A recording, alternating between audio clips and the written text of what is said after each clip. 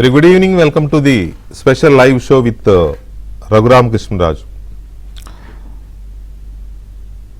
బాగా గుర్తుంది మనకి ఎంపీగా ఉన్నప్పుడు ఆయన పుట్టినరోజునే రఘురామ కృష్ణరాజు గారిని అప్పటి ఏపీ సిఐడి పోలీసులు హైదరాబాద్ నుంచి అపహరించుకుపోవడం, ఆ తర్వాత టార్చర్ పెట్టడం, ఆయనని హత్య చేయాలని చేసిన ప్రయత్నం, అదంతా ఆ కేసు అంతా చాలా దేశవ్యాప్తంగా సంచలనం సృష్టించిన కస్టోడియల్ టార్చర్ కేసు అది.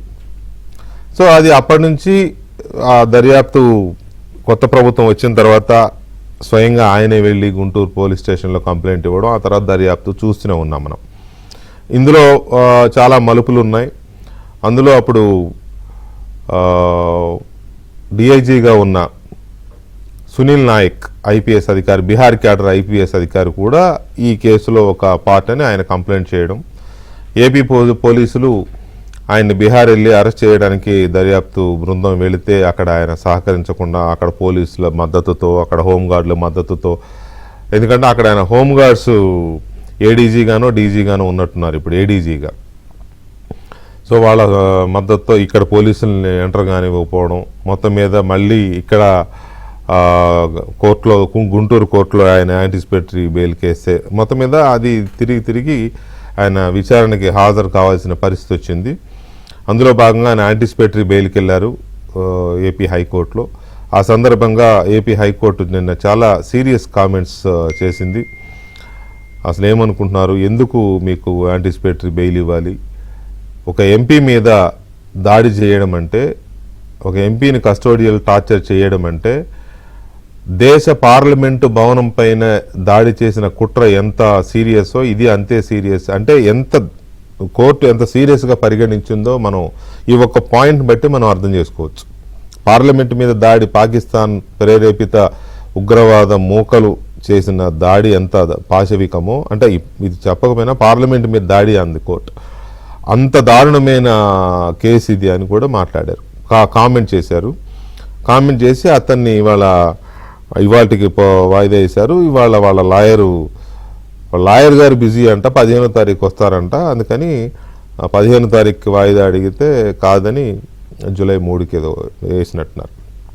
సరే, ఎనీవే, సో ఈ మొత్తం ఎపిసోడ్ మీద మనతో మాట్లాడడానికి, దాంతోపాటు ఇంకా చాలా అంశాలు, ఈ కేసుతో ముడిపడి ఉన్న అంశాలు ఇవన్నీ మాట్లాడడానికి, ఇంకా పొలిటికల్ అంశాలు కూడా చాలా ఉన్నాయి రఘురామ కృష్ణరాజు గారు మనతో షేర్ చేసుకోవడానికి. అవి మాట్లాడడానికి మనతో రఘురామరాజు గారు లైవ్లో ఉన్నారు, వారితో మాట్లాడదాం. రఘురామరాజు గారు నమస్కారం. నమస్తే విజయ్ గారు. చాలా నెలలైంది మనం మాట్లాడి, చాలా చాలా నెలలైంది. ఎందుకంటే ఇప్పుడు మామూలుగా మీరు ఇంటర్వ్యూలు ఇవ్వడం వేరు, కానీ ఇద్దరు సహ నిందితులు లేదా ఇద్దరు సహ బాధితులు ఎలాగని అనుకోవచ్చేమో, దాన్ని నిందితులనే కదా, సహ నిందితుల ఇంటర్వ్యూ ఇది, A1 A2 ఇంటర్వ్యూ. సో అదే సహ బాధితులు, మనం బాధితులం, వాళ్ళ దృష్టిలో నిందితులం, ఆ కేసు పెట్టిన వాళ్ళ దృష్టిలో. పాయింట్ ఏంటంటే, నాకు బాగా ఈ కేసులో అట్రాక్ట్ చేసిన అంశం ఏంటంటే, ఇంతవరకు మిమ్మల్ని టార్చర్ పెట్టినప్పుడు ఎంత బాధపడ్డామో, ఆ తర్వాత నిన్న చాలా ఆనందం వేసిందండి.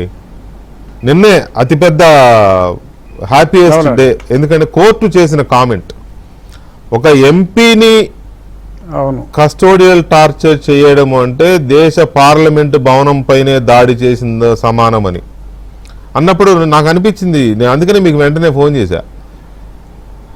అది కోర్టు చాలా తీవ్రంగా పరిగణించింది అనిపించింది. సో ఆ కామెంట్స్ వినగానే మీకు ఫస్ట్ కలిగిన భావన ఏంటి? నాకు చాలా సంతోషం అనిపించి, న్యాయానికి విజయం అతి చేరువలో ఉంది అన్న ఒక పాజిటివ్ ఫీల్ డెఫినెట్గా వచ్చిందండి. ఎందుకంటే గతంలో మరి ఇదే హైకోర్టులో ఒక 5 నెలలుగా నలిగి ఇంకా కోర్టులో మ్యాటర్ వస్తుందంటే కూడా ఇక దాని గురించి ఆలోచించటమే వేస్ట్ అనుకున్న పరిస్థితిలో, మరి ఆఫ్టర్ హాలిడేస్ బెంచ్ మారిన వెంటనే ఇంత పాజిటివ్ న్యూస్ వింటాను అని నేను అనుకోలే. ఇన్ఫ్యాక్ట్ మళ్ళీ మ్యాటర్ వచ్చింది అని అంటే I did not even bother to look at it. ఆ ప్రొసీడింగ్స్ చూడాలి వర్చువల్గా అనే ఇంట్రెస్ట్ కూడా నాలో పోయింది నిజంగా, to be very honest. But నేను చూడాల లైవ్. నాకు వెంటనే మా లాయర్ గారు ఆ క్లిప్పింగ్ నాకు పంపించిన వెంటనే ఐ ఫెల్ట్ సో హ్యాపీ. న్యాయం గెలుస్తుంది అన్న పరిపూర్ణ విశ్వాసం నాకు ఆ ఆర్గ్యుమెంట్స్ చూసిన తర్వాత, ఎస్పెషల్లీ ఇందాక మీరు చెప్పింది ఒక పార్లమెంటేరియన్ పై దాడి అంటే, ఇప్పుడు పార్లమెంట్ పై దాడి అంటే బిల్డింగుల మీద దాడి కాదు కదా, అక్కడ అందులో ఉన్న సభ్యుల మీదే కదా దాడి. ఇది కూడా అటువంటి దాడి అని చెప్పి, అవును ప్రజాస్వామ్యం పైన దాడి అనే అంశం మరి ఆయన చెప్పకనే అంత స్పష్టంగా చెప్పటం అనేది నాకు చాలా సంతోషాన్ని ఇచ్చింది. ఈరోజు లేదంటే ఒక చిన్న వాయిదా అడుగుతారనుకున్నా, కానీ మరి అసలు ఆశ్చర్యం ఏంటంటే సునీల్ నాయక్కి సరే ఒక ఐపీఎస్ ఆఫీసర్కి ఒక 2 లక్షల జీతం అని అనుకోవచ్చు. మరి ఆయన జీతం డబ్బులన్నీ గతంలో ఒకసారి ఇదే కపిల్ సిబల్ వచ్చారు, ముకుల్ రోహతగి కూడా స్క్రీన్ మీద కాసేపు కనపడి సరే ఈయన కపిల్ ఉన్నాడు కదా అని చెప్పి ఇంకా ఆయన తప్పుకున్నప్పటికీ కూడా ఒకసారి అలాగా ఆ స్క్రీన్ మీదకి వస్తే ఆ బిల్లు పడిపోతుంది. మరి ఈయన గత 2 సంవత్సరాల జీతం వీళ్ళ లీగల్ ఫీజుకే సరిపోదు యాక్చువల్గా. దీని కనుక అప్పట్లో మనం ఎవరైతే ఉన్నారు అని మనం అనుమానించామో ఆ వ్యక్తే బహుశా ఇదంతా చూసుకుంటున్నాడా అనే ఒక అనుమానం. అంటే ఆ వ్యక్తే ఉన్నాడా అంటే ఇందులో ఇక్కడ ఒక చిన్న సందేహం. కపిల్ సిబల్ గారు కాంగ్రెస్ పార్టీ నాయకుడు, నో డౌట్. అవడానికి senior counsel, supreme court senior counsel, దేశంలో పేరు ఆయన ఇప్పుడు కాంగ్రెస్ లో కూడా లేడండి. Kapil Sibal is no more with Congress. No more with Congress, కానీ కాంగ్రెస్ పార్టీ నాయకుడుగానే ఆయనకి ముద్ర బలంగా ఉంది. నో డౌట్ ఒకప్పుడు సీనియర్ కౌన్సిల్ టాప్ 10 లో ఉంటాడేమో ఇప్పుడు ఇండియాలో ఉన్న సీనియర్ కౌన్సిల్స్ లో. అవును, ఇప్పుడు ఆయన ఈ చార్జెస్ బాగా కావాల్సిన వాళ్ళకైతే 25, నార్మల్ చార్జెస్ 30 ఫర్ అపియరెన్స్. మరి అలాంటప్పుడు 2 సంవత్సరాలు ఖచ్చితంగా ఎవరో ఒక చాలాలో పాపం పేపర్లో పాపం గిరిపుత్రుడని అదని ఇదని విపరీతంగా జాలు చూపిస్తూ ఉంటారు. ఆయనేమో who is who in the country వాళ్ళని ఎంగేజ్ చేసి, దానికి ముందేమో బీహార్లో ఒక 8 నెలలు అక్కడ కోర్టులో స్టే తీసుకొచ్చి ఆపి, ఆ తర్వాత యావత్ పోలీసు యంత్రాంగాన్నే మోహరించి ఆంధ్ర పోలీసుని మరి గడగడలాడించేశాడని చెప్పి ఇక చాలామంది కొంతమంది కుమార్స్ కూడా దాని గురించి చాలా గొప్పగా మాట్లాడుకోవటం కూడా జరిగింది. బట్ ఏదేమైనా ఐ థింక్ రేపు జూలై 3వ తారీఖు 15వ తారీఖు వరకు వాళ్ళు అడిగితే న్యాయమూర్తి గారు సరే మీరు అంత టైం అడిగితే ఇస్తాను కానీ ఇంటీరియం ప్రొటెక్షన్ ఇవ్వను అంటే వాళ్ళు జరుచుకుని అప్పుడు దాకా అసలు ఇండియాలోనే ఉండడం 15వ తారీఖు దాకా అని అడిగిన వ్యక్తులు కూర్చొని సరే అయితే ఇంకొంచెం ఎర్లీగా ఇవ్వమని అడగటం, జూలై 3వ తారీఖుకి అది ఈరోజు వాయిదా అంటే వాళ్ళు అడిగిన డేట్కి ఒక 13 రోజుల ముందుగానే డేట్ ఇవ్వటం జరిగింది. నా ఉద్దేశంలో ఆ తారీఖుకి ఆయన కడుపు నొప్పి వచ్చినా తలనొప్పి వచ్చినా ఆ సిబల్ గారికో లేకపోతే ఇంకెవరికో ఫర్దర్ వాయిదాలు ఏమీ ఉండవు అని నేను భావిస్తున్నాను. కానీ అంటే ఇక్కడ ఆశ్చర్యకరమైన పరిణామం ఏంటంటే రాజు గారు, లాయర్ ఊళ్ళో లేడనో లేకపోతే లాయర్ గారు బిజీగా ఉన్నారనో కోర్టు వాయిదాలు పడడం అనేది సంథింగ్. అంటే జడ్జిలకి ఖాళీ ఉండదా? జడ్జిలు వాళ్ళు ఏమన్నా ఫ్రీగా ఉంటారా? లాయర్లు బిజీగా ఉంటే జడ్జిలు ఫ్రీగా ఉంటారా?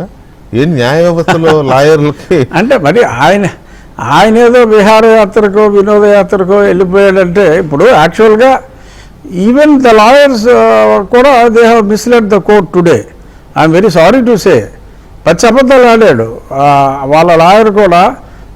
అంటే ఢిల్లీ నుంచి వచ్చిన అతను వాళ్ళ జూనియర్ అని ఆల్ త్రూ కపిలే ఇది అడ్రస్ చేసినట్టు. ఒకసారి కపిల్ వచ్చాడు ఈ కేసులో. బట్ అంతకు మునుపు ఇక్కడ లోకల్లోనే ఇక్కడున్న ఇప్పుడు ఎక్కువగా జనసేన కూడా కేసులు చేస్తూ ఉంటారు ఆయన అశ్విని కుమార్ గారు. అశ్విని కుమార్ గారు is lawyer on record. And ఇంకా మహారాష్ట్ర బీహార్ బేస్డే గతంలో సీనియర్స్ ఇతని తరఫున ఆర్గ్యూ చేశారు. ఏదో రెగ్యులర్గా కపిల్ సిబల్ గారే ఆర్గ్యూ చేసినట్టు, ఆ మ్యాటర్ అంతా ఆయనకే తెలిసినట్టు, అందుకని ఆయన లేకపోతే ఇక్కడ ఆర్గ్యుమెంట్లకి ఇబ్బంది అయిపోతుంది అన్నట్టుగా డెఫినెట్గా కోర్టుని తప్పుదోవ పట్టించాడు కపిల్ సిబల్ గారి అసిస్టెంటు.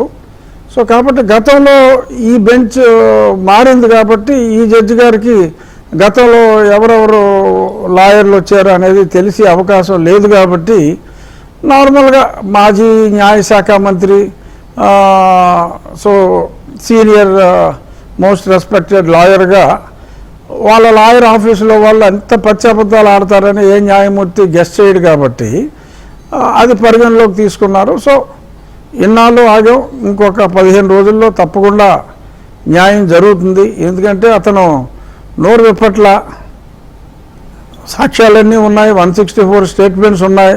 అతని పాత్ర ఏంటి? ఇన్ఫ్యాక్ట్ మన మీద కంప్లైనెంట్ కూడా అతనే. ఇప్పుడు మిమ్మల్ని నన్ను ఆ మూర్తి గారిని A1, A2, A3లుగా చేర్చింది కూడా ఆ సునీల్ నాయకే.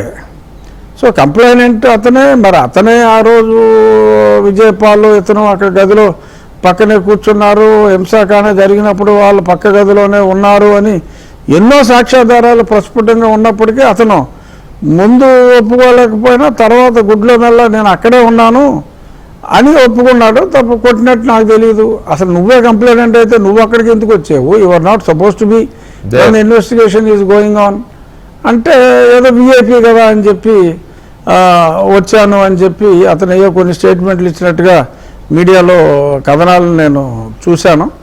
కానీ అతను అసలు నిజం మాట్లాడతల్లా. చాలా బాగా కోఆపరేట్ చేశాడు అని పచ్చి అబద్ధాలు మరి లాయర్లు మాట్లాడటం దురదృష్టం. కానీ లాయర్లు అబద్ధాలే మాట్లాడతారు. బీహార్ వెళ్ళినప్పుడు ఏపీ పోలీస్ చేశాడు. అసలు ముందు ఇక్కడ విచారణకు రాకుండా 8 నెలలు కోర్టు స్టే తీసుకుని ఆ తర్వాత దాడి చేసి ఇక్కడికి వచ్చినప్పుడు నోరెప్పకుండా కూర్చుని కోఆపరేట్ చేశాడు అని చెప్పి మాట్లాడటం హాస్యాస్పదం. అసలు ఇక్కడ అన్నిటికైనా ఆశ్చర్యకరమైన అంశం ఏంటంటే, సరే ఇతను A6 ఏదో ఉన్నాడు ఈ సునీల్ నాయక్, ఆ A1ని ఒకసారి మాట్లాడి పంపించారు. అతను బజార్లో అమ్మటప్పుడు తిరుగుతున్నాడు, ఈ ముఖ్యమంత్రి పనికిరాడు, ముఖ్యమంత్రిగా పలానా కులవాడైతే బాగుంటుంది అనే విపరీతమైన ఆర్గ్యుమెంట్స్ అన్నీ అతను మాట్లాడుతూ బజార్లో తిరుగుతున్నాడు. బట్ అతన్ని కూడా విచారించవలసిన బాధ్యత ఉంది. నేను అదే అడుగుదాం అనుకుంటున్నా మిమ్మల్ని. నిన్న విచారణ సందర్భంగా కోర్టు చేసిన యాక్చువల్ కామెంట్స్ ఏంటి పార్లమెంట్ దాడి అనడంతో పాటు, ఎందుకంటే దాని సివియారిటీ అలాంటిది కాబట్టి ఒకటి. రెండోది, మిమ్మల్ని టార్చర్ చేసిన కేసులో సునీల్ నాయక్ రోల్, అసలు ఖచ్చితమైన రోల్ ఏంటి అనేది రెండో పాయింట్. మూడో పాయింట్, అప్పుడు సిఐడి డీజీగా ఉన్న సునీల్ కుమార్ గారి పాత్ర కూడా ఎంతవరకు, ఎగ్జాక్ట్ పాయింట్స్ ఏంటండి? పార్లమెంట్ మీద దాడితో సమానం అని మాత్రమే కాకుండా, అంటే నిన్న పార్లమెంట్ మీద దాడి అనే కాకుండా ఆయన సరెండర్ అయిపోతే మంచిది కదా. ఆ పదవిలో ఉన్న వ్యక్తి అతనికి అక్కడ జరుగుతున్నది ఏమిటో స్పష్టమైన అవగాహన ఉన్నట్టుగానే ఉంది అని ఆయన ఒక కామెంట్ చేయటం జరిగింది. అలాగే ఆయన చాలా ఏదో మెడల్స్ వచ్చినాయి అని చెప్పి వారి తరపు న్యాయవాది గారు చెప్పినప్పుడు, అవును పదవుల్లో ఉన్నప్పుడు మెడల్స్ రావటం అనేది చాలా సహజమని, ఇంకా వారు ఒక రకంగా అంటే వారు ఎంత పవర్ఫుల్ అనేది గతంలో మనం చూసాము. అక్కడికి వెళ్ళినప్పుడు ఆయన వేలర్ అంతా కూడా మనం గమనించామని. ఎందుకంటే అప్పుడు చాలామందిని ఆయన ఒక 500-600 మందిని మోహరించి ఆంధ్ర పోలీస్ని టెర్రరైజ్ చేసినట్టుగా అప్పుడు పేపర్లో వాటిలో చాలా స్పష్టంగా వచ్చింది. కాబట్టి బహుశా అవన్నీ కూడా న్యాయమూర్తి గారు చూసి ఉండవచ్చు. సో అతని వేలరంతా కూడా మనం గతంలో గమనించామని కూడా ఒక పాసింగ్ రిమార్క్ లాగా చేయటం జరిగిందండి. సో ఇతని నేచర్ని, సునీల్ నాయక్ నేచర్ని బహుశా గతంలో అబ్జర్వ్ చేసి ఉండవచ్చు. బీహార్ క్యాడర్కి చెందిన ఎందుకంటే డిఐజీ ర్యాంక్ అధికారి ఈయన సునీల్ నాయక్ కదా. ఇప్పుడు ఆయన అప్పుడు కొంతమంది లోకల్ కుమార్స్, అది ఓకే నేను అంటే సునీల్ నాయక్ కొంతమంది లోకల్ కుమార్స్ అతను ఐపీఎస్, అతను వెంటుకు కూడా టచ్ చేయలేరు అనే విధంగా ఎప్పుడు కోటేసు తిరిగే వ్యక్తి మాట్లాడాడు. అంటే నాన్ ఐపీఎస్ కుమార్ ఒక అతను ఐపీఎస్, అతను ఇంటికి కూడా టచ్ చేయలేరు, చూశారు కదా అక్కడికి వెళ్ళి ఏం చేశారు మీ ఆంధ్ర పోలీస్ అని చెప్పి చాలా అతిగా మాట్లాడిన సంగతులు పేపర్లో బహుశా న్యాయమూర్తి గారు చూసి ఉండవచ్చు. అందుకని కొంచెం వైడ్ పబ్లిసిటీ అతని గొప్పతనం గురించి ఇచ్చినందువల్ల న్యాయమూర్తులకు కూడా ఇతను ఎంత గొప్పవాడో తెలుసుకునే అవకాశం, ఈ సునీల్ కుమార్ నాయక్ గురించి ఆయన ఎంత గొప్పవాడని తెలుసుకునే అవకాశం ఇంకొక కుమార్ ద్వారా తెలిసిందేమో అని నేను భావిస్తున్నా. అయితే ఈ బీహార్ క్యాడర్ నుంచి ఆంధ్రప్రదేశ్కి డిప్యుటేషన్ మీద వచ్చి జగన్మోహన్ రెడ్డి ఉన్న ఆ 5 ఏళ్లే పనిచేసిన సునీల్ నాయక్ అనే ఐపీఎస్ అధికారి పర్టికులర్గా మీ విషయంలో ఆయనే కంప్లైనెంట్గా ఉండడానికి అది కారణం ఏంటి? ప్రభుత్వానికి వ్యతిరేకంగా కుట్ర చేస్తున్నాడని మీ మీద కంప్లైంట్. అతను అంటే అది అతను ఇది నాకున్న సమాచారం ఏంటంటే అప్పట్లో మరి ఆ ప్రభుత్వంలో జరిగే ఎన్నో అరాచకాల మీద మనం తరచూ రచ్చబండ కార్యక్రమాల్లో మాట్లాడటం, అప్పుడప్పుడు ప్రతిరోజు రచ్చబండలో మాట్లాడతాం, ఏకరువు పెడతాం, అప్పుడప్పుడు మీ ఛానల్లో కూడా ఇంటర్వ్యూల్లో ఏదన్నా అనుకోని సంఘటనలు జరిగినప్పుడు ఆ సంఘటనల గురించి మనం మాట్లాడుకోవటం, దీనివల్ల ఆయన ప్రభుత్వంలో జరుగుతున్నవి. ఎందుకంటే వెంకటకృష్ణ గారు నేను 2020 సమ్వేర్ ఇన్ మే నెలలో ఈ ప్రభుత్వం, గత ప్రభుత్వం చేస్తున్న ఈ అరాచకాలు అన్నవండి ఎన్నో వాటి మీద నేను చాలా ప్రస్ఫుటంగా ప్రతిరోజు మాట్లాడటం ప్రారంభించాం. ఆ సమయంలో అసలు ఆ సమయంలో నోరిప్పిన వ్యక్తి ఆంధ్ర రాష్ట్రంలో ఎవరు లేడు. ఆ సమయం కాదు, అది జరిగిన 1 సంవత్సరంన్నర 2 సంవత్సరాల వరకు కూడా సుమారు 2022 మిడ్ వరకు కూడా కరోనా పూర్తిగా కంట్రోల్ అయిపోయే దాకా కూడా పెద్దగా అసలు ఈ ప్రభుత్వ పనితీరు మీద కించిత్ నోరు విప్పిన వ్యక్తులు కూడా అసలు ఎవరూ లేరు. అది అప్పటి ప్రతిపక్ష పార్టీలు కావచ్చు, నాయకులు కావచ్చు, ఎవరైనప్పటికీ కూడా అప్పట్లో నేనే ఎక్కువగా మాట్లాడుతూ ఉండేవాడిని. మీ ఛానల్లో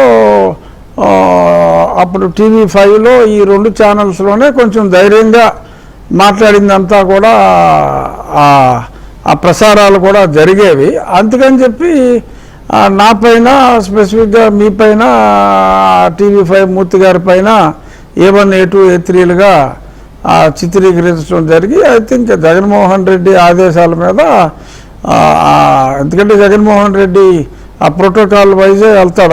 అతను పైన ఒక డీజీ ఉంటే ఆ కింద డిఐజీ లెవెల్లో మాట్లాడే టైప్ కాదు.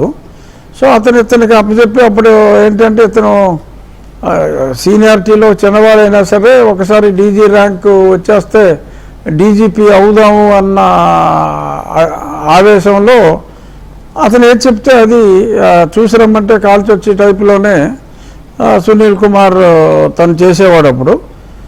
సో అతను కింద ఇతనికి అప్పచెప్పటం, ఇతనే కంప్లైనెంట్గా అది రాయటం, మరి దానికి ఒక సాక్షి సంతకం కావాల్సి వస్తే ఆ బోరగడ్డ అనిల్ అన్నవాడిని మరి సాక్షిగా పిలిచి దానికి సాక్షి సంతకం బోరగడ్డ అనిల్ తోటి పెట్టించుకొని అప్పటికప్పుడు గంటల వ్యవధిలోనే కోర్టుకి సబ్మిట్ చేయకుండానే హైదరాబాదు వెహికల్స్ ముందు రోజే బుక్ చేసి అంతా ప్లాన్ చేసుకుని అక్కడ నన్ను లిఫ్ట్ చేశారు అని తెలిసిన తర్వాత ఇక్కడ కోర్టులో వీఆర్ గోయింగ్ టు అరెస్ట్ అని చెప్పి ఫైల్ చేయడం జరిగింది, which it self is a crime.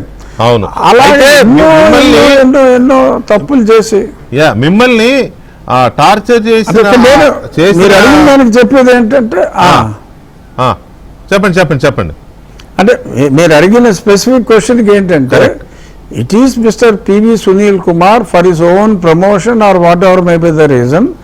Jaganmohan రెడ్డికి నేనంటే అప్పట్లో ఏకైక ప్రతిఘటించే వ్యక్తిని కాబట్టి నేనంటే ఉన్న కోపంతో మాట్లాడే ఈ ఒక్క గొంతుని నొక్కేయాలి అనే ఉద్దేశంతో ఇతనికి ఆ టాస్క్ అప్పచెప్తే అతను జూనియర్కి అప్పచెప్పి వీళ్ళందరూ కలిసి నన్ను అక్కడి నుంచి లిఫ్ట్ చేయటం, నేను మాట్లాడిన ప్రసార మాధ్యమాలు దాన్ని ప్రసారం చేసినవి ముఖ్యంగా ఏబిఎన్ అండ్ టీవీ5 కాబట్టి నాతో పాటు మిమ్మల్ని కూడా కలిపి స్టార్టింగ్ నన్ను తీసుకుపోవటం, భగవంతుడి దయ వలన 48 గంటల్లోనే సరే తన్నులు దారుణంగా తిన్నప్పటికీ తన్నులు తిన్న 24 గంటల్లో నేను బయటపడినందువల్ల ఇమ్మీడియట్గా మిమ్మల్ని మూర్తి గారిని పికప్ చేయటం జరగలేదు.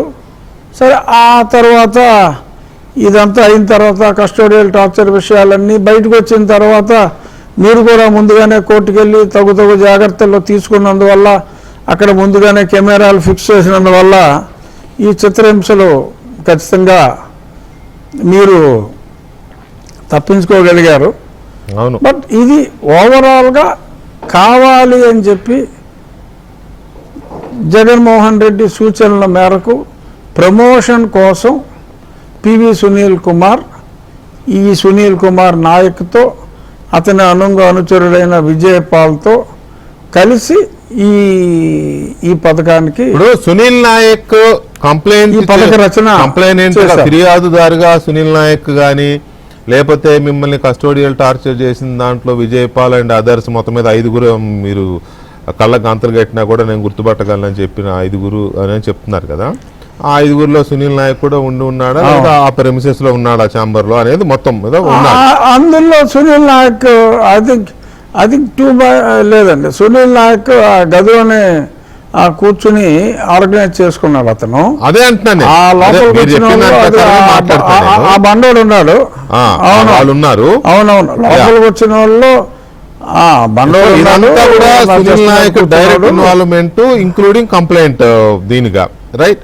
తర్వాత సునీల్ కుమార్ కంప్లైంట్ అతను ఆ పక్క రూమ్ లోనే విజయపాలు ఇతను ఆ పక్క రూమ్ లోనే కూర్చుని మానిటర్ చేసి ఒక ఏఎస్ఐ బయటికి ఎక్కడికో కేకలు వినపడుతున్నాయని చెప్పినప్పటికీ కూడా ఇది పెద్దవాళ్ళ వ్యవహారం, నువ్వు ఇక్కడి నుంచి వెళ్ళిపో అని చెప్పి అతన్ని పంపించేయడం జరిగింది.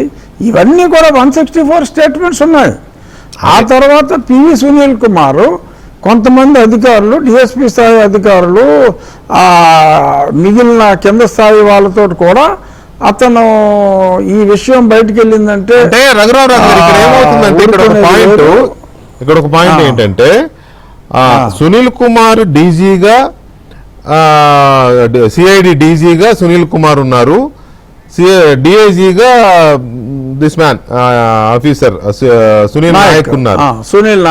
సునీల్ కుమార్ నాయక్. సో డీజీగా పివి సునీల్ కుమార్ ఉన్నారు కాబట్టి ఆయనకు తెలియకుండా ఈయన చేసే అవకాశం లేదు అనే ఒక సర్కమ్స్టాన్షియల్ ఎవిడెన్స్ అంటాం కదా, అట్లాంటిదా లేక ఇంకా మీ దగ్గర మీరు చేస్తున్న మిగతా వాటిలాగా దీనికి కూడా ఉందా ఇన్వాల్వ్మెంట్? లేదు ఇది లేదు, నా దగ్గర అన్ని వివరాలు ఉన్నాయి.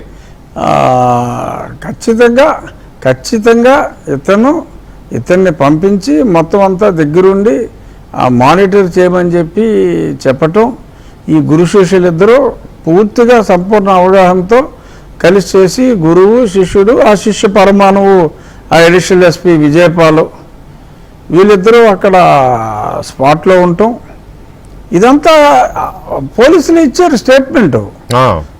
నా సెక్యూరిటీని విజయపాల్ అన్నవాడు నా సెక్యూరిటీని బలవంతంగా బయటికి పంపించాడు.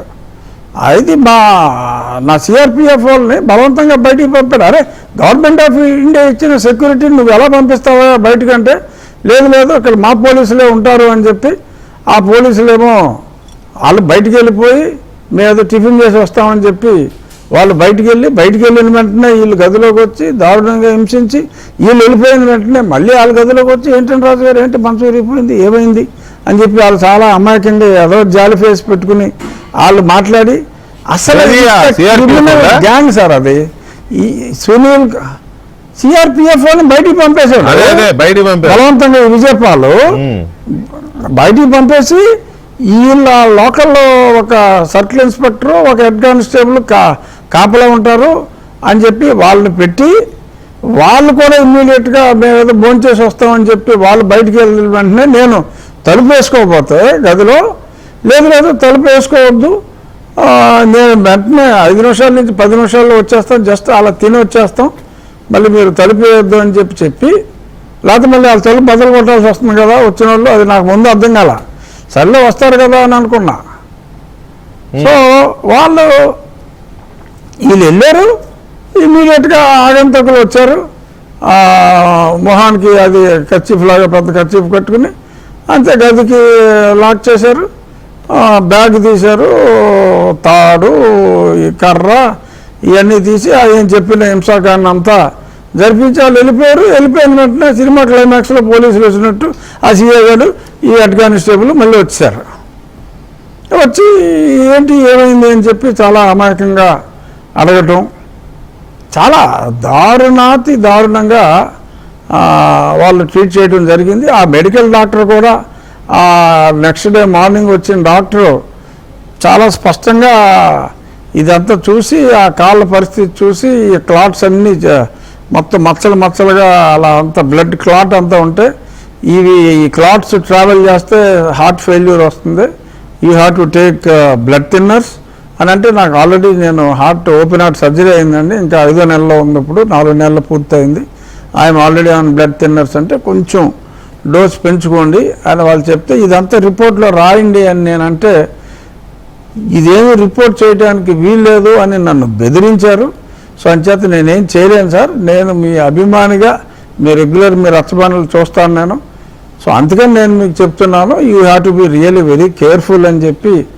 ఇదంతా కూడా సబ్సిక్వెంట్గా అక్కడ ఉన్న డాక్టర్లు ఆ ప్రభావతి ఎలాగా రిపోర్ట్లు మార్చమని చెప్పింది అవన్నీ కూడా సబ్సిక్వెంట్గా ఎవరైతే డాక్టర్స్ అప్పుడు డీల్ చేశారో వాళ్ళందరూ 164 స్టేట్మెంట్స్ ఇచ్చారు కోర్టులో.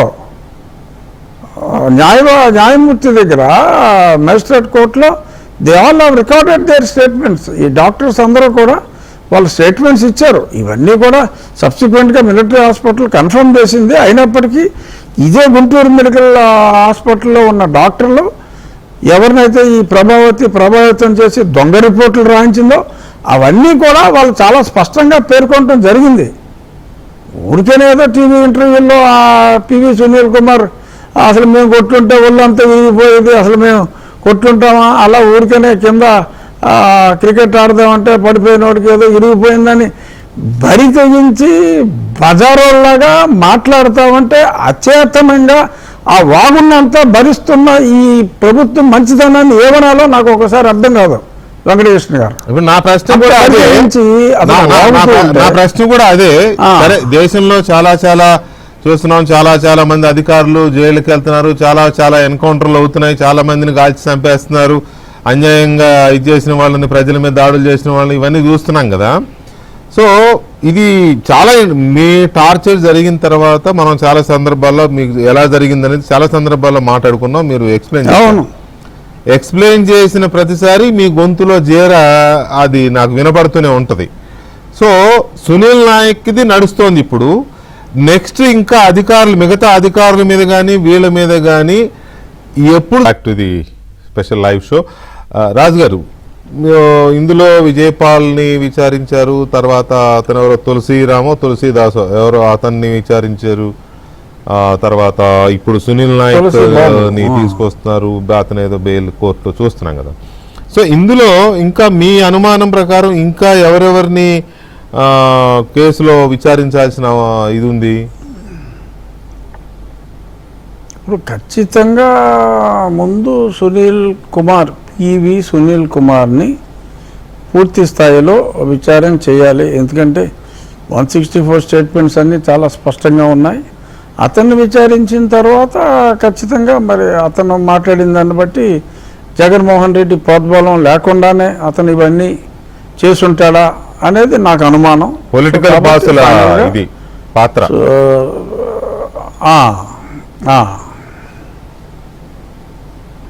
అవునండి. సో నా అంతటి నేనే తలడిల్లిపోయి ఇదంతా చేశానని చెప్పి మరి అతను అంటాడా? జగన్మోహన్ రెడ్డికి నాకు ఎటువంటి సంబంధం లేదని అంటాడా, ఉందని నిజం చెప్తాడా అనేది చూడాలి. ఇప్పుడు సునీల్ కుమార్ గారు ఇందులో A1, A2, A3 ఇప్పుడు మీరు చెప్పిన దాని ప్రకారం సునీల్ నాయక్ నంబర్ ఎంత, సునీల్ కుమార్ గారి నంబర్ ఎంత? సునీల్ కుమార్ నంబరు A1 అండి. పివి సునీల్ కుమార్ గారిది పివి సునీల్ కుమార్ A1, ఎందుకంటే అతను ముఖ్య పాత్రధారి, మొత్తం అంతా నడిపించింది అంతా కథానాయకుడు, మెయిన్ కథానాయకుడు అతనే కాబట్టి అతను అప్పట్లో ఉన్న కొంచెం ఇంటెలిజెన్స్లో డైరెక్ట్గా ఉన్నా లేకపోయినా ఇంటెలిజెన్స్ వ్యవహారాలు అన్నీ చూసే మన సీతారామాంజనేయులు గారు ఆయన A2, Jaganmohan Reddy A3, Vijaypal A4, ఆ తర్వాత సబ్సిక్వెంట్గా ఈ సునీల్ నాయక్ అన్నతను ఈ 164 స్టేట్మెంట్స్ అన్నీ వచ్చిన తర్వాత ఆ స్పాట్లో చాలా కీలక పాత్ర పోషించిన వ్యక్తిగా సునీల్ కుమార్ నాయక్ని సాక్షులు చెప్పిన వివరాలను బట్టి అతన్ని అక్యూజ్డ్గా ఆ తర్వాత A6గా అతన్ని చేర్చడం జరిగిందండి. ఈ మొత్తం లిస్టులో ఎవరైనా డైరెక్ట్ గానో ఇండైరెక్ట్ గానో మధ్యవర్తుల ద్వారానో ఏదో రకంగా రాజుగారి మమ్మల్ని వదిలేయండి, జరిగిపోయింది మేము కావాలని చేయలేదు అని ఎవరైనా బతిమాలుకోవడం లేదా రాజీ ప్రయత్నాలకు శరణు అంటారు కదా, అట్లా ఏమైనా జరిగాయా? జరిగాయి. అది మనం మీడియాలో చెప్పలేం. జరిగాయి, ఖచ్చితంగా జరిగాయి. అంటే అధికారులా లేకపోతే నాన్న ఆఫీసర్సా? లేదు అధికారులే. ఓకే, అదే నేను విన్నాను. బట్ అది మీరు దాన్ని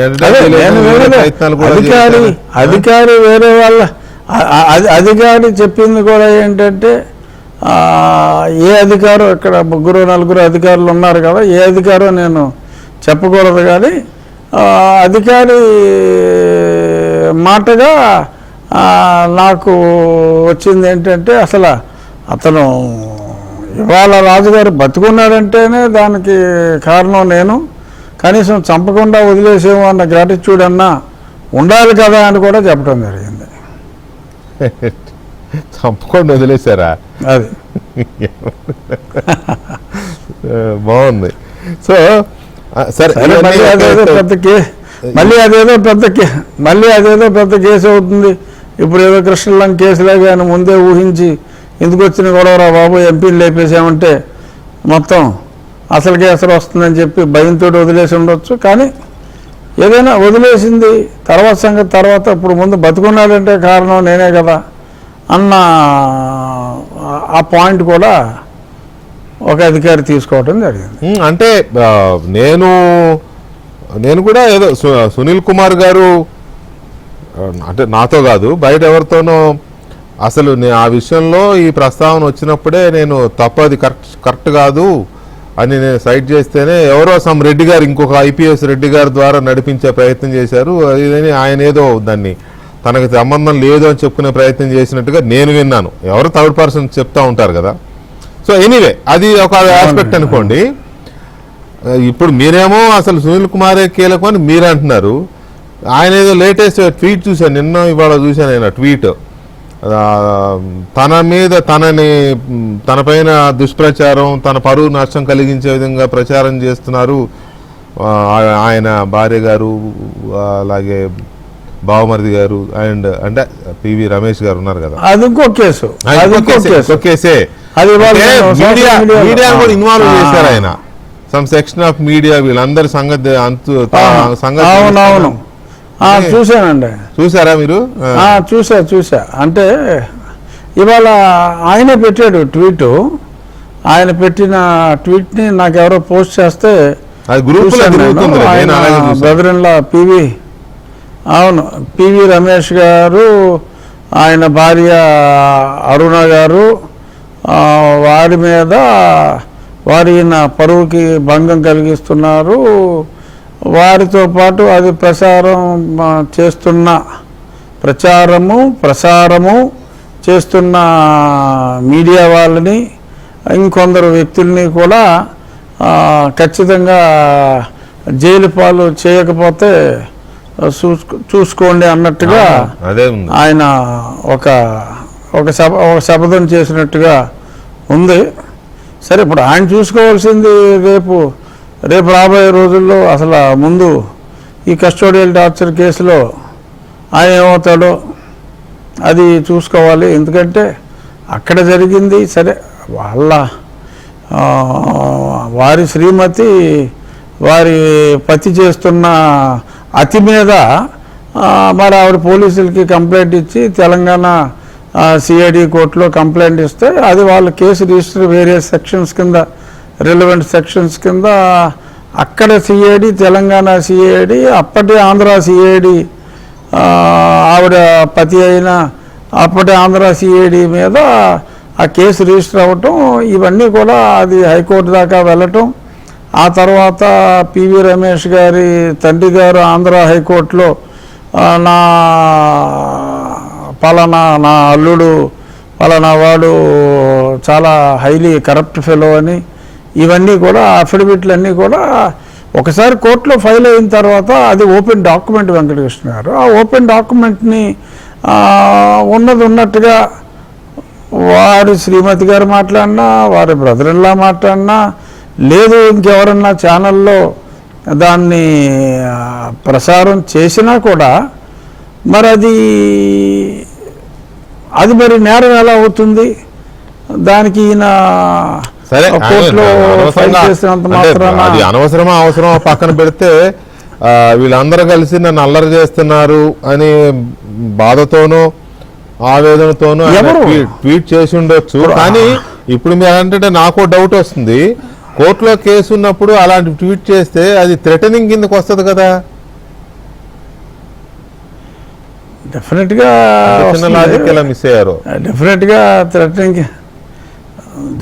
థ్రెటనింగ్ కిందే వస్తుంది. ఒక పక్క గృహహింస అని చెప్పి వాళ్ళు కేసు వేస్తే సరే, అదేదో భార్యాభర్తలు చూసుకోవాల్సిన వ్యవహారం అనుకోండి. బట్ ఒకసారి ఓపెన్ కోర్టులో వేసిన తర్వాత ఈయన ముఖ్యమంత్రులు ఎవరు ఉండాలో అనే చెప్పే స్థాయితో బజార్లెమ్మట తిరుగుతున్నప్పుడు, ప్రజా జీవితంలోకి నేను వచ్చేస్తానని చెప్తున్నప్పుడు, జనరల్గా శ్రీశ్రీ గారు అన్నట్టు వ్యక్తుల జీవితాలు, ప్రైవేట్ జీవితాలు వారి సొంతం, పబ్లిక్లోకి వస్తే ఏవైనా అంటాం. ఇప్పుడు నా గురించి కూడా రకరకాలుగా అతను మాట్లాడుతున్నాడు. ఎందుకంటే నేను పబ్లిక్లో ఉన్నాను కాబట్టి వాళ్ళందరికీ కూడా, ప్రతి వాడికి కూడా మాట్లాడే రైట్ ఉంటుంది పబ్లిక్లో ఉన్నవాడిని. సో అలాగా అతను ఇప్పుడు నా మీద ఏదో కొన్ని ఎఫ్ఐఆర్ రిజిస్టర్ అయినాయండి. ఎఫ్ఐఆర్ కాగితాలన్నీ పెట్టుకుని రోజు చదువుతూ ఉంటారు నలుగురు నీల్ కుమార్లు. సో దాన్ని మనం ఏమంటాం, ఒకసారి పబ్లిక్ లైఫ్ లో ఉన్నాం కాబట్టి తప్పదు, భరించాలి. దేనేమన్నా పివి సునీల్ కుమార్ మీద పరువు నష్టం దావా వేసానా? అలాగే అతని భార్య ఇతను ఎంత దుర్మార్గుడో, ఏం చేస్తున్నాడో అని చెప్పి అది నిజం అవునా కాదా అన్నది సునీల్ కుమార్కి తెలియాలి. ఒకసారి పబ్లిక్గా ఆ డాక్యుమెంట్ వేసినప్పుడు మరి నా కాగితాలన్నీ చదువుతున్నాడు కదా, అలాగే ఇంకో మీడియా వాడు ఎవడో ఆ కాగితాలు చదువుతాడు. రఘురామకృష్ణరాజు గారు, మీ టార్చర్, సునీల్ కుమార్కే కాదు కదా, అందరికీ ఉంటుంది కదా. మిమ్మల్ని తీసుకెళ్లడం, హైదరాబాద్ నుంచి మిమ్మల్ని పుట్టినరోజు నాడు ఎత్తుకెళ్లడం, మిమ్మల్ని టార్చరు, మీరు గతంలో అప్పుడు చెప్పినట్టుగా చంపడానికి కూడా ట్రై చేశారు, జైల్లో కూడా ఒక మనిషిని పెట్టారు, ఇవన్నీ చాలాసార్లు చెప్పాం, ప్రజలకి తెలిసిందే ఇది. అప్పుడు జగన్ ప్రభుత్వం మీద వ్యతిరేకత పెరిగి ఇప్పుడున్న ప్రభుత్వం రావడానికి దోహదపడిన చాలా అంశాల్లో అతి ముఖ్యమైన కొన్ని అంశాల్లో ఇది ఒక ఫ్యాక్టర్ కూడా, అందులో డౌట్ లేదు. సరే, దేని పాత్ర ఎంత అనేది పక్కన పెడితే this is also one of the important factors. ఇది మీ దీనికి సంబంధించి ఇక చాలా కొన్ని విషయాలు ఉన్నాయి. ఒకటి, ఈ మధ్యకాలంలో బాగా ట్రెండ్ అవుతున్నది రఘురామకృష్ణరాజు పొలిటికల్ పార్టీ పెడతారంట, point number 1. Point number 2, Raghuramakrishnaraju నాకు దళితుల ఓట్లు అక్కర్లేకపోయినా అనేదో అన్నారని సహజమైన శైలిలో, అది 2. మూడోది, ఆ దళిత సంఘాలు సీఎం గారి మధ్య ఢిల్లీ వెళ్ళినప్పుడు ఆయన కలిసి ఏదో చెప్పినట్టున్నారు, కంప్లైంట్ లాగా సంథింగ్ ఏదో ఫిర్యాదు చేశారని ఒకటి మేము చూసాము, చేశారు, అది 3వది. తర్వాత మీ నియోజకవర్గంలో రామాలయ నిర్మాణానికి మీరు చాలా సీరియస్గా ఉన్నారు, ఆ విషయం నాకు తెలుసు, కంకణబద్దులుగా ఉన్నారు, అది ఎందుకు అంత సీరియస్గా తీసుకున్నారు అనేది 4వది. సో ఈ అంశాలతో పాటు ఇంకోటి, కేజీ బాలకృష్ణన్ గారి కమిషన్ రేపో ఎల్లుండో నివేదిక ఇస్తారనుకుంటా, ఇది ఎస్సీస్ కనుక క్రిస్టియానిటీ తీసుకుంటే వాళ్ళ ఎస్సీ వాళ్ళని కోల్పోవచ్చు. Live show. First of all మీరు రఘురామరాజు గారు, అంటే లాస్ట్ 20 minutes కాబట్టి కొంచెం స్పీడీ రిప్లైస్. మీరు దళితుల ఓటు నాకు అవసరం లేదు అని మీరు అన్నారా? అనలేదు. నేను అన్నది ఏంటంటే వెంకటకృష్ణ గారు, ఇది చాలా మోస్ట్ రిలవెంట్ క్వశ్చన్. ఇది ఎవరు పడితే వాళ్ళు చాలా విరివిగా ఈ మాటని ఈ కట్ అండ్ పేస్ట్లో వాడుతున్నారు. నేను చెప్పింది ఏంటంటే, నేను ఈ రిజర్వేషన్స్, దళితులకి దక్కవలసిన రిజర్వేషన్స్, రాజ్యాంగం ప్రకారం దళితులకే దక్కవలసిన రిజర్వేషన్లు మతం మారిన దళితులకి లేదు అని రాజ్యాంగంలో 1950లోనే స్పష్టంగా చెప్పిన దాన్ని అనుసరించకుండా ఆ మారిన వారు ఎక్కువ అవకాశాలు దక్కించుకుంటున్నారు. ఎవరి కోసం అయితే రాజ్యాంగంలో దళితుల కోసం అది ఉద్దేశించబడిందో వారు దాన్ని వాడుకోలేకపోతున్నారు అనే అంశం మీద నేను మాట్లాడినప్పుడు, దళిత క్రైస్తవుల ఓట్లు నీకు అక్కర్లేదా అని చెప్పి నన్ను అడిగితే, నేను దళితుల హక్కుల గురించి నేను మాట్లాడుతూ ఆ హక్కుల గురించి పోరాడుతున్న బ్యాక్గ్రౌండ్లో దళిత క్రైస్తవులకి రిజర్వేషన్స్ ఇవ్వకూడదు అని రాజ్యాంగంలో ఉన్నప్పుడు, రాజ్యాంగబద్ధ పదవిలో ఉన్న నేను రాజ్యాంగానికి అనుగుణంగా మాట్లాడుతూ దాని వలన మీ ఆలోచనలకి, మీ అభిప్రాయాలకి నేను వ్యతిరేకంగా మాట్లాడుతున్నాను కనుక మీ ఓట్లు నేను అడగటం సమంజసం కాదు. అందుచేత మీరు స్పెసిఫిక్గా అడగటం సమంజసం కాదు అని నేను అనుకున్నా, కానీ అక్కర్లేదా అని మీరు గట్టిగా అడుగుతున్నారు కనుక అక్కరలేదు. క్రైస్తవానికి మారిన దళితుల ఓట్లు నాకు అక్కరలేదు. అంటే ఇప్పుడు ఏదైతే దేశంలో వివాదం జరుగుతోందో, క్రైస్తవ మతం తీసుకున్న ఎస్సీలకు ఎస్సీ హోదా రిజర్వేషన్ వర్తించదని దేశంలో ఏ చర్చ జరుగుతుందో, అలా మారిన వాళ్ళ ఓట్లు అక్కర్లేదు అనేది మీరు అన్నమాట, రైట్? అక్కర లేదా అని అదే అడిగితే నాకు అక్కర లేదు అని నేను చాలా స్పష్టంగా చెప్పా. రాజ్యాంగం చెప్పింది ముఖ్యం కానీ ఓటు ముఖ్యం కాదు అన్నట్టుగా అన్నారు. ఆ ఓటు ముఖ్యం కాదు అని చెప్తూ మళ్ళీ ప్రతివాడు మాట్లాడితే చంద్రబాబు నాయుడు గారు చూసారా ఏమంటున్నాడు అని, ఈ తెలుగుదేశం పార్టీలోనే కొందరు, సార్ ఇతను మాట్లాడిన దానివల్ల పార్టీకి చాలా వ్యతిరేకం అవుతుంది, మనకు చాలా ఓట్లు రావు అని ఆయన కంప్లైంట్లు చేస్తున్నట్టుగా నాకు తెలిసిన బ్యాక్గ్రౌండ్లో నేను చాలా స్పష్టంగా ఏం చెప్పానంటే, వెంకటకృష్ణ గారు, తెలుగుదేశం పార్టీ తన అభిప్రాయాన్ని అసెంబ్లీలోనే చాలా స్పష్టంగా తెలియజేసి దళితులుగా మారినప్పటికీ కూడా క్రైస్తవులకి రిజర్వేషన్ ఇవ్వాల్సిందే అని చెప్పి పార్టీ విధానాన్ని స్పష్టం చేసింది. అలాగే యువజన శ్రామిక రైతు కాంగ్రెస్ వాళ్ళు కూడా వారి పార్టీ విధానాన్ని స్పష్టం చేశారు. ఏ పొలిటికల్ పార్టీ అయినా ఏ ఒక్క ఓటు కూడా నాకు అక్కరలేదు అని చెప్పి ఫీల్ గారు. సో కాబట్టి మీకు కంపల్సరీగా రిజర్వేషన్స్ క్రైస్తవులుగా మారినప్పటికీ కూడా ఇంకొంతమంది నిజమైన దళితులు నష్టపోయినప్పటికీ కూడా మరి దళిత క్రైస్తవులకి ఈ హక్కులు ఉండాలి, రిజర్వేషన్లు ఉండాలి అని అసెంబ్లీలో తీర్మానం పాస్ చేసిన పార్టీ తెలుగుదేశం. కాబట్టి తెలుగుదేశానికి మీరు మద్దతు ఇవ్వండి. నేను తెలుగుదేశం పార్టీ అభ్యర్థిగా పోటీ చేస్తాను. అయినప్పటికీ కూడా ఇప్పుడు నేను రాజ్యాంగబద్ధ పదవిలో ఉండి మీ మనోభావాలకి వ్యతిరేకంగా మాట్లాడుతున్న నేను మీ ఓట్లు అడగటం సమంజసం కాదు కనుక నాకు మీ ఓట్లు అక్కరలేదు అని అంతవరకే నేను చెప్పిన మాట వాస్తవం. నేను క్రైస్తవుల ఓట్లు కాదు అనలేదు, వద్దు అనలేదు, దళితుల ఓట్లు వద్దు అనలేదు. దళితులు ఎవరైతే క్రైస్తవులుగా మారారో కానీ కులం లేని క్రైస్తవంలో ఉన్న గొప్పతనమే కులం లేకపోవటం. అటువంటి కులం లేని క్రైస్తవంలో కులరహితం హిందూ మతంలో ఉన్న జాడ్యమే ఈ కులము అని మాట్లాడుతున్న వాళ్ళు ఆ మతంలోకి వెళ్ళి మళ్ళీ కులమే నాకు కావాలి అని మాట్లాడటం అది సమంజసం కాదు. పైగా అది రాజ్యాంగ విరుద్ధం. అంబేద్కర్ గారు రాసిన రాజ్యాంగం అంటే ఆయన హెడ్ చేసిన ఆ కమిటీ ద్వారా వచ్చిన రాజ్యాంగంలో మరి అంత స్పష్టంగా పేర్కొంటే మీరు అంబేద్కర్ గారు ఫోటో పెట్టుకుంటూ మాట్లాడితే జై భీమ్ అంటూ ఆయన చెప్పిన దానికి వ్యతిరేకంగా వెళ్ళటం ఎంతవరకు సమంజసం అని చెప్పి నేను మాట్లాడాను. సరే దానికి నన్ను రోజు తిట్టిపోసుకుంటున్నారు ఆ నలుగురు. దీని మీద కొంతమంది దళిత సంఘాలు ఢిల్లీలో సీఎం గారిని ఆయన ఢిల్లీ టూర్ వెళ్ళినప్పుడు అక్కడికి వెళ్ళి కలిసే మీ మీద ఫిర్యాదు చేశాయి, ఈ కొంత చేశాయి కదా. దాని మీద సీఎం గారు ఏమన్నా మిమ్మల్ని అడగడం కానీ మాట్లాడడం కానీ జరిగిందా? లేదండి. ఆయన నన్ను ఏమీ అడగల ముఖ్యమంత్రి గారు.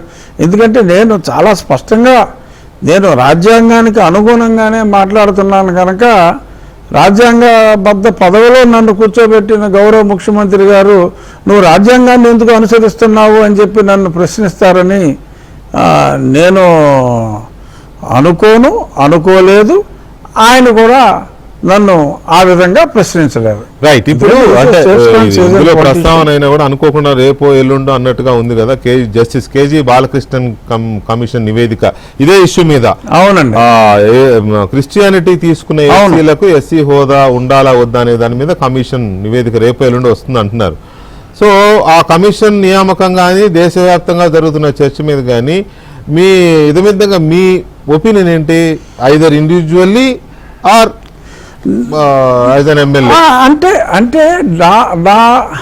అంటే నా ఒపీనియన్ అయితే ఎందుకంటే రాజ్యాంగంలో అది 1936లో బ్రిటిష్ వాడు ప్రవేశపెట్టాడు వెంకటకృష్ణ గారు. అది ఒరిజినల్గా ఇక్కడ మనకు ఒక 10 నిమిషాల టైం ఉంది కదా, ఇక్కడ చాలా మందికి తెలియని కొన్ని విషయాలు నేను చెప్పాలి. అదేమిటంటే 1936లో when reservations were introduced for the first time in the country, మొట్టమొదటిసారి రిజర్వేషన్లు ఇంట్రడ్యూస్ చేసినప్పుడు ఓన్లీ ఎన్నికల వరకే రిజర్వేషన్స్ ఇవ్వటం జరిగిందండి. ఎన్నికలలో షెడ్యూల్ కాస్ట్ కొన్ని కులాలు, ఈ రాష్ట్రంలో ఈ కులాలు షెడ్యూల్ కాస్ట్ అని ఈ రాష్ట్రంలో ఈ కులాలు ఒక షెడ్యూల్లో పెట్టి ఆ షెడ్యూల్లో పేర్కొనబడిన కులాలను షెడ్యూల్డ్ కులాలు అని పేర్కోవడం జరిగింది. ఒక్కో రాష్ట్రంలో ఒక్కో తెగల్ని ఆ షెడ్యూల్లో పెట్టారు. మెడ్రాస్ ప్రావిన్స్లో కొన్ని, బొంబే ప్రావిన్స్లో, బెంగాల్ ప్రావిన్స్లో, అలాగే అప్పుడు ప్రావిన్స్లు ఉండి బ్రిటిష్ ప్రభుత్వంలో. సరే రాజస్థాన్లో రాత్రికాలు ఉండి అక్కడికి లేవు. సో ఈ ప్రావిన్సుల్లో ఈ రకంగా పెట్టినప్పుడు only political reservations. And Ambedkar himself is the biggest beneficiary of that particular reservation. He has not drafted reservation for schedule caste. No, it's totally wrong. It's a misnomer. British వాళ్ళు 36లో రాసిన ఇండియన్ కాన్స్టిట్యూషన్ బై కరెంట్ పోయింది వెంకటకృష్ణ గారు. ఇక్కడ ఫోన్లో చెప్పండి, ఇస్తారు. ఫోన్లో చెప్పండి, మీరు ఫోన్లో ఇవ్వండి.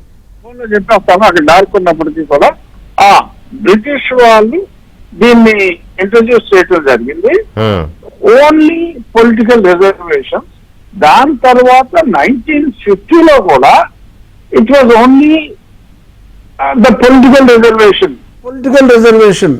మనకి ఎడ్యుకేషన్లో కానీ ఉద్యోగాల్లో కానీ ఈ రిజర్వేషన్లు అనేది సబ్సిక్వెంట్గా మన భారతదేశంలో రాజ్యాంగం ఇంట్రడ్యూస్ అయిన 1950 జనవరి 26వ తారీఖు లేవండి. ఈ రిజర్వేషన్స్ అన్నీ ఆ రాజ్యాంగం వచ్చిన తరువాత మెడ్రాస్ ప్రావిన్స్లో ఒక పర్టికులర్ కొన్ని కులం బేసిస్లో బ్రాహ్మణులకి ఇన్ని, ఇంకా వేరే కులానికి ఇన్ని సీట్లు అని చెప్పి ఒక రిజర్వేషన్స్ కులాల వారీగా ఇచ్చినప్పుడు అది సమంజసం అవునా కాదా అనే మీమాంస సుప్రీంకోర్టు కూడా వెళ్ళిన తరువాత అప్పుడు schedule article 15 of Indian constitution ప్రకారం ప్రజలందరూ సమానము, అందరికీ ఒకే రకమైన హక్కులు ఉంటాయి అన్న దాంట్లో ఆ ఏబీసీలో కొన్ని వెనకబడిన కులాల వారికి ఈ ఉద్యోగాలు ఇవ్వాలి అని అప్పుడు ఎస్సీస్కి బీసీస్కి ఈ రిజర్వేషన్లు అనేదాన్ని ఈ రాజ్యాంగంలో పేర్కొనటం జరిగింది. ఆర్టికల్ 15కి సబ్సిక్వెంట్ అమెండ్మెంట్స్ ఇచ్చి the reservations has got nothing to do with Dr. B.R. Ambedkar as far as the employment opportunities or the education opportunities were concerned, and that is the brainchild of British, which was adopted by Dr. B.R. Ambedkar and his team during the presentation of the Indian constitution. దీన్ని ఎవరైనా ఖండిస్తే నేను any time I'm ready for any debate. ఇది చాలా స్పష్టంగా కొంతమంది political జ్యూరిస్టులకి, కొంచెం old political అనలిస్టులకి తెలుసు.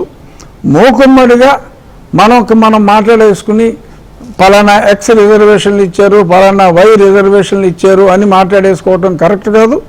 అంబేద్కర్ గారు, yes, is a great jurist, is a great lawyer. ఆయన biggest beneficiary of this particular reservations where in he had contested in reserved constituencies and he had won as a member of parliament and even in the constituent assembly, which is equivalent to pre-independence, which is equivalent to parliament. ఆ వ్యవస్థలో కూడా ఆయన reserved కాన్స్టిట్యున్సీస్లో ఓడిపోయారు. అక్కడే ఆయన నెగ్గటం జరిగింది. So స్పష్టంగా చెప్పేది ఏంటంటే అప్పుడు బ్రిటిష్ పెట్టినప్పుడు కూడా ఈ రిజర్వేషన్స్, ఈ పర్టికులర్ పొలిటికల్ రిజర్వేషన్స్ ఇది ఇండియన్ క్రిస్టియన్స్కి అప్లికబుల్ కాదు. ఎందుకు అంటే వీరు మాట్లాడే కుల వివక్ష అనేది ఆ క్రిస్టియన్ మతంలోనే లేదు కనుక ఈ క్రిస్టియానిటీలోకి మారితే ఇది లేదు అని ఏదైతే బ్రిటిష్ పెట్టాడో దాన్నే అక్కడ అడాప్ట్ చేయడం జరిగింది 1950లో అంబేద్కర్ గారు కూడా. సో సబ్సిక్వెంట్గా ఇప్పుడు దానికి అనుగుణంగా ప్రెసిడెన్షియల్ ఆర్డర్ 51లో వచ్చిన తర్వాత అండర్ ఆర్టికల్ 341 ఇప్పుడు ఇక్కడ వేరేగా పేర్కొంటారు అని నేనైతే అనుకోవటం లేదు. కానీ చూద్దాం, చాలామందికి అది సమ్మతమైతే రాజ్యాంగాన్ని మారిస్తే, ఎందుకంటే ఒకసారి వీళ్ళు ఇచ్చిన రిపోర్ట్ని కేంద్ర ప్రభుత్వం కన్సిడర్ చేయాలి అని కూడా లేదు. వీళ్ళు ఇచ్చింది నెగిటివ్గా ఇవ్వచ్చు, దళిత క్రైస్తవులకి పాజిటివ్గా ఇవ్వచ్చు, ఏ రకంగా ఇచ్చినప్పటికీ కూడా అది యాజ్ ఇట్ ఈస్గా కన్సిడర్ చేయాలని లేదు. ఇక్కడ ప్రధానంగా చూడవలసింది మొన్న లాస్ట్ పార్లమెంట్ సమావేశాల్లో రిలిజియన్ బేస్డ్ రిజర్వేషన్స్కి మేము వ్యతిరేకము అని చెప్పి కేంద్ర ప్రభుత్వం చెప్పింది. మరి ఇదే కేంద్ర ప్రభుత్వం మరి ఎన్డీఏలో జాయిన్ అయ్యే వారి సంఖ్య దినదిన ప్రవర్ధమానం, దినదినాభివృద్ధి కాదు క్షణాభివృద్ధి చెందుతుంది. కాబట్టి డెఫినెట్గా వీరి ఆకాంక్షలు నెరవేరే అవకాశం నెరవేరితే మంచిదే, కానీ నెరవేరే అవకాశం బాలకృష్ణ కమిషన్ దాన్ని బట్టి ఆయన ఏం చెప్తారు 20వ తారీఖు ఆల్మోస్ట్ దాన్ని ప్రభుత్వం ఎలా తీసుకుంటుందో ఒకటి. రెండోది ఇంకొక 2 ఇష్యూస్ ఉన్నాయి. ఒకటి రామాలయం విషయంలో చాలా సీరియస్ గా ఉన్నారు. మీరు అక్కడికి వెళ్ళినప్పుడు ఆ విగ్రహం దాన్ని క్లీనింగ్ గా చేసి మళ్ళీ ఇది చేయడానికి వెళ్ళినప్పుడు మీ మీద హత్యా ప్రయత్నం కూడా జరిగింది. అవునండి, ఇది మీతో వచ్చిన నేను ప్రాతినిధ్యం వహించే నియోజకవర్గంలో ఉన్న ఒక పురాతన పాడుబడిన రామాలయాన్ని బాగు చేస్తాను అంటే ఆ ప్రాంతంలో మేమందరం మెజారిటీ మేము మతం మారిపోయాం, ఇక్కడ మీరెవరో రావటానికే వీల్లేదు, ఆ ప్రాంగణంలో కాలు పెడటానికే వీల్లేదు అని చెప్పి మాట్లాడటం నన్ను చాలా తీవ్రంగా కలిచివేసింది. నేను పండగ రోజు అక్కడికి వెళ్తే మరి నాతో పాటు ఉన్న అక్కడ మెయిన్గా ఉన్న జనసేన నాయకుల మీద చెక్కకి ఉన్న మేకులతో దాడి చేస్తే మరి ఆ మేకు ఇక్కడ ఈ పోర్షన్లో ఉండిపోయిందండి. అంత దారుణంగా వాళ్ళు దాడి చేస్తే అరే నా కళ్ళెదురకుండా ఇంత దారుణం జరుగుతూ ఉంటే అసలు దీన్ని ఇలాగే వదిలేస్తే ఇంకా ఈ హిందూ దేశంలో, అంటే ఇది సెక్యులర్ దేశం అయినప్పటికీ ప్రిడామినెంట్గా హిందువులు ఎక్కువగా ఉన్న ఈ దేశంలో హిందువుల గుడిని పునర్నిర్మించుకునే హక్కు కూడా హరించే ప్రయత్నం చేస్తూ ఉంటే ఓట్ల రాజకీయం చేయటం అనేది సమంజసం కాదు అనే ఉద్దేశంతో కాసేపు నేను ఓటు అనే అంశాన్ని పూర్తిగా పక్కన పెట్టి నేను నమ్మిన మతం, ప్రజలు ఎక్కువ మంది మెజారిటీ ప్రజలు విశ్వసించే మతం, ఎక్కువ మంది ప్రజలు విశ్వాసం ప్రకటించే దేవుడి ఆలయాన్ని కూడా పునరుద్ధరించుకోలేని పరిస్థితి రావటం చాలా అన్యాయంగా నేను భావించి I have taken it up. గుడి దాని కొంతమంది కుమారులు అడ్డంకులు కలిగించినప్పటికీ ముందుగానే నేను సంపూర్ణమైన రాతితో నిర్మించాలి అని అనుకోవటం, అన్య ప్రాంతంలో అనుకున్న డ్రాయింగ్ ప్రకారం ఆ కృష్ణశిలతో ఆ గుడి మొత్తం ఎక్కడికక్కడ బ్లాక్స్ అన్నీ రెడీ అవుతున్నాయి. రేపు సుప్రీంకోర్టు ఓపెన్ అయిన వెంటనే ఎక్స్ పార్టీ స్టే తెచ్చుకున్నారు వాళ్ళు. ఆ తెచ్చుకున్న ఎక్స్ పార్టీ స్టే కాదు, actually it's status co. So దాన్ని డెఫినెట్గా వీఆర్ వెరీ కాన్ఫిడెంట్. అన్ని క్లియరెన్స్లు మాకు వచ్చినాయి, ప్రభుత్వం నుంచి అనుమతులు మాకు వచ్చినాయి. సో కాబట్టి అనుమతులన్నీ అక్కడ సబ్మిట్ చేసి ఆ స్టాటస్ కో అన్నదాన్ని తొలగించుకుని డిసెంబర్ నాటికల్లా వైభవంగా ఆ దేవాలయ నిర్మాణం ఖచ్చితంగా పూర్తి చేస్తాం. ఇది ప్రజలందరి సంపూర్ణ ఆ రోజు మీరు అక్కడికి వెళ్ళినప్పుడు ఆ పరిస్థితి చూస్తే, సరే మీరు వెళ్ళారు శ్రీరామనవమి వెళ్ళి ఇది చేసి దేవుడికి పూజలే చేసి రాముల వారి విగ్రహాలకి దండలు వేసి మీరు బయటకు వచ్చారు. మీరు యువతలకి రాగానే దండలు తీసి బయట పారేసి అదంతా చిందరవందర చేసేసారు. అంటే విగ్రహానికి, దేవుడి విగ్రహానికి వేసిన దండనే పీకి బయట పారేశారంటే గత ప్రభుత్వ హయాంలో ఆలయాల మీద, దేవుడి విగ్రహాల మీద దాడులు ఎవరు చేశారో దాన్ని బట్టి ఊరికినే గెస్ చేసింది నాకు. అవును, అది డెఫినెట్గా అప్పుడు దాడులు చాలా దారుణంగా కొన్ని వందల సంఖ్యలో జరిగినాయి. ఎవడో పిచ్చోడో ఫైర్ యాక్సిడెంట్ చేసినాయి అన్నారు. అవును, డెఫినెట్గా కాదు. తేనెటీగలు ఫైర్ యాక్సిడెంట్ చేసినాయి అంటాం, ఎవడో పిచ్చోడు ఏదో చేసిందంటాం, ఇంకెక్కడో ఏదో ఎలక ఏదో చేసిందంటాం. ఇవన్నీ కూడా డెఫినెట్గా ఒక ప్రణాళిక ప్రకారమే జరిగినాయి. అందులో ఎటువంటి ఈ ఓటు పాలిటిక్స్ పోవాలండి. ఈ ఓటు రాజకీయాల వలన చాలా తీవ్రంగా భయపెట్టేయటం, అట్రాసిటీ కేసెస్ మెజారిటీ వర్ ఫాల్స్ కేసెస్. వెంకటకృష్ణ గారు, నా మీద 6 SC అట్రాసిటీ కేసెస్ పెట్టడం జరిగింది. అసలు ఇదంతా మొదలైంది ఎక్కడంటే ఈ పర్టికులర్ ఇష్యూ నేను టేకప్ చేసింది. మతం మారిన వ్యక్తులే నా మీద ఈ SC అట్రాసిటీ కేసులన్నీ పెట్టడం జరిగింది. ఒకసారి మతం మారిన వ్యక్తులకి ఈ అట్రాసిటీ కేసులు పెడతానికి కూడా హక్కు లేదు అనే దాని మీద నేను గత 2 సంవత్సరాలుగా రచ్చబండలో కూడా బాపట్లలో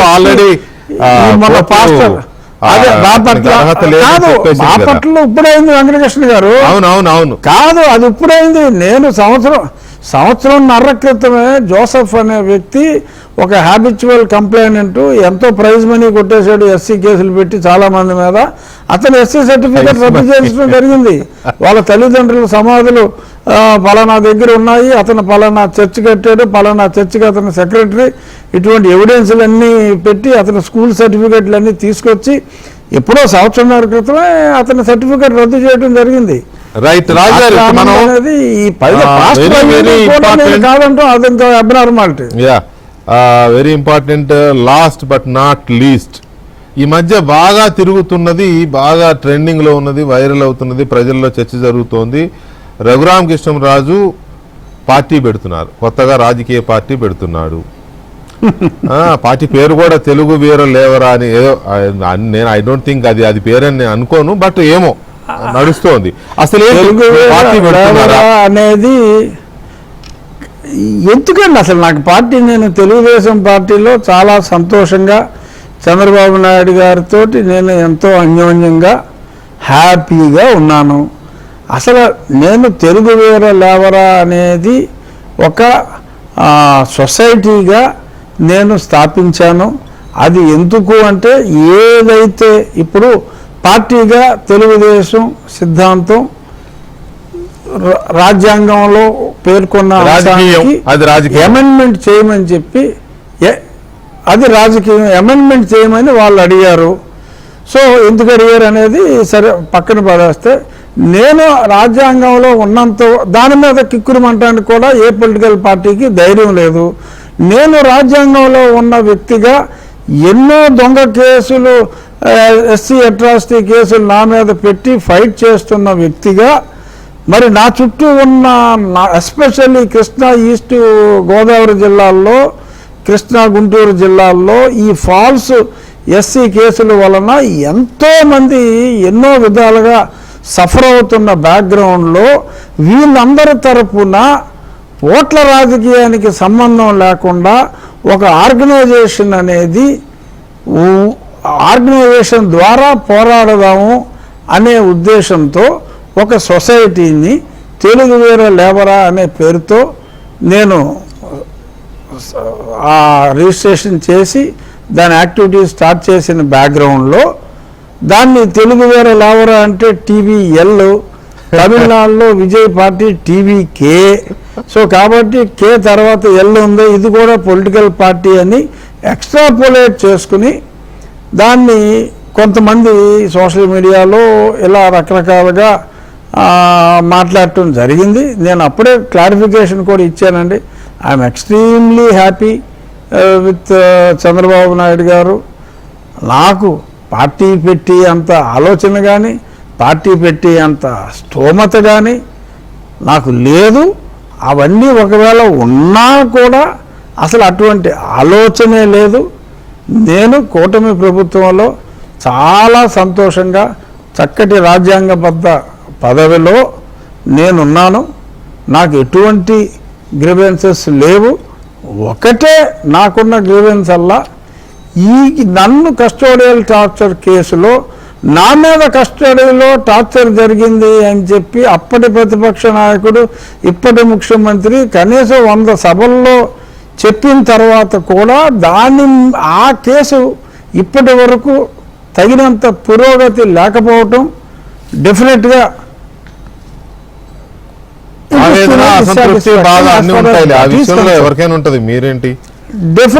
డెఫినెట్గా ఎంతో మంది, కొన్ని వందల మంది ప్రజలు, నేను ఎక్కడికి వెళ్ళినా కూడా ఏంటి రాజు గారు ఈ కేసు విషయంలో ఇంకా మీకు కూడా న్యాయం జరగకపోవటం, ఇంతకంటే అన్యాయం ఏమన్నా ఉంటుందా అని ఎంతోమంది మాట్లాడుతున్నారు.